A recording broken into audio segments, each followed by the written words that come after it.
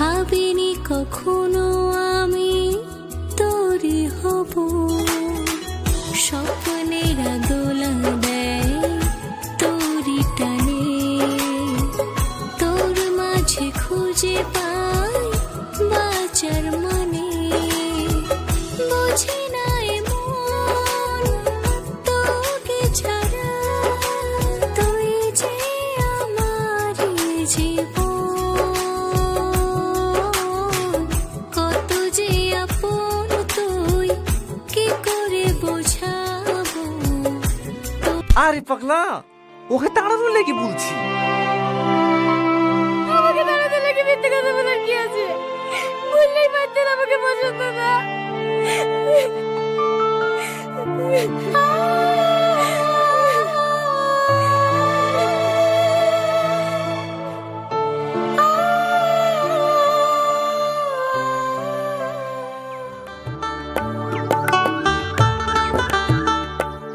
ভাবি, কে সালমা?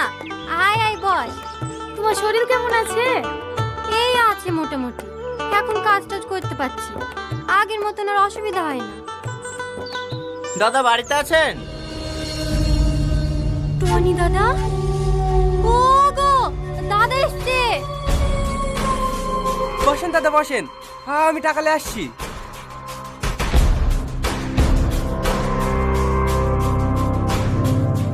এলেন দাদা, পুরো 10 লাখ আছে।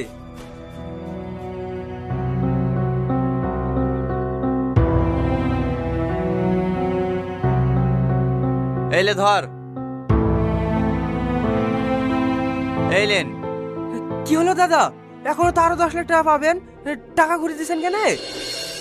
আমার ধার দেওয়ার টাকা আমি পেয়ে গেছি, শুধু আমার দরকার নাই, ও টাকা তোমার কাছেই রাখো। কিন্তু দাদা, আমার তো 15 লাখ টাকা 3 বছরে 30 লাখ টাকা দেওয়ার কথা। সে আমি জানি, তুমি সমস্যায় পড়েছিলে বলেই তো আমার কাছ থেকে টাকা ধার নিয়েছিলে। আমার ধার দেওয়া 15 লাখ টাকা আমি পেয়ে গেছি, আর টাকা দরকার নেই। আর সেদিন ভাবি কইবে গুলি চালানোর জন্য সরি, পারলে আমাকে ক্ষমা করে দিন। এই দাঁড়িয়ে কেন, ওগুলো দে। এলেন ভাবি, এগুলো রাখেন, এগুলো আপনার জন্য। আসি দাদা। এভাবে চলে গেলে হয়? এতগুলো ফল নিয়ে এসছেন, একটু বসেন।